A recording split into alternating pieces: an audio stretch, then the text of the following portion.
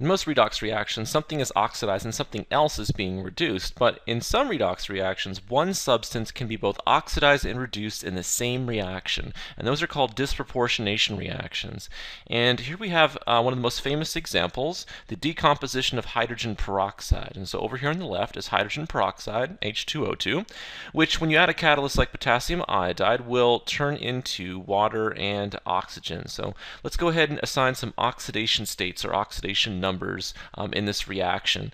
And we'll start with the oxygen and the water molecule. And there are a couple ways to assign oxidation states. The simplest is just, of course, to memorize the rules that you will see in any general chemistry textbook. And when you have oxygen and water, the oxidation state is -2 for oxygen. When you have O2, so over here on the right, the oxidation state of oxygen is 0. And over here on the left, hydrogen peroxide is one of those weird examples where oxygen has an oxidation state of -1. And so you could, of course, memorize these, or there's, of course, a different way of figuring out the oxidation state, and that involves drawing out your dot structures and thinking about electronegativity. And so let's start with, once again, the water molecule here. And we know that these bonds consist of 2 electrons, right? So I'm going to go ahead and draw in these electrons here.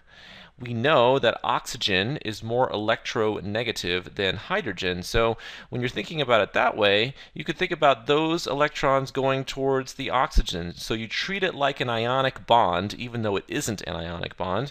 And now you can see that oxygen is going to get all of those electrons. Oxygen normally has 6 valence electrons. So oxygen normally has 6 valence electrons. Here it's being surrounded by 8. So 6 minus 8 gives us -2. And so that is, of course, the same number that we figured out when we memorized it. But thinking about the electronegativity helps you understand oxidation states a little bit more.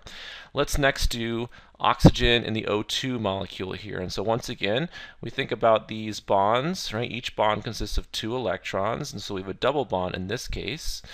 All right, so in this case, we have oxygen bonded directly to another oxygen atom, and of course they both have this exact same electronegativity. And so we have to share all of those electrons. And so since we have 4 total electrons, right, each oxygen is going to get 2. And so we can go ahead and divide up those electrons that way.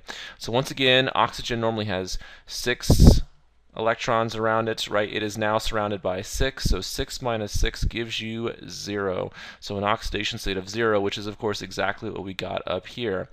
All right, let's go ahead and do the hydrogen peroxide example over here. So once again, we draw in our electrons in these bonds. So we have it look like that. And we consider the oxygen. Let's go ahead and do the oxygen on the left here. So oxygen versus hydrogen. Oxygen is more electronegative. Oxygen gets those electrons. And then over here, the 2 electrons between those oxygen atoms, once again, an equal electronegativity, and so therefore each oxygen gets 1. And so you can see that is our situation. So this time we have 6 minus, and if you count up those electrons in there that I've circled, you'll get 7. So 6 minus 7 gives you an oxidation state of -1 for oxygen in hydrogen peroxide. And so either way, the memorization way is of course faster, but sometimes sometimes the dot structure way is very useful.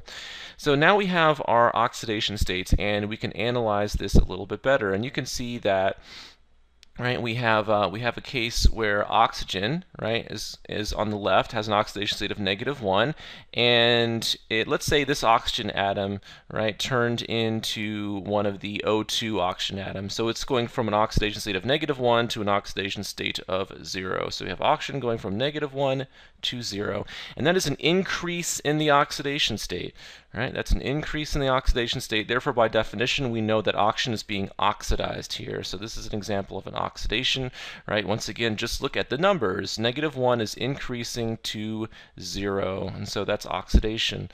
All right, let's think about what else is happening, right? So we could start out with an oxygen with an oxidation state of -1, and let's say that oxygen this time is going to an oxidation state of -2, like the oxygen and water. And so that, of course, is a reduction or a decrease in the oxidation state, right? You're going from -1 to -2. So a decrease in the oxidation state is, of course, reduction. So in this case, oxygen is being reduced. And so you have a substance that is being both oxidized and reduced in the same reaction. And so once again, that's called a disproportionation reaction.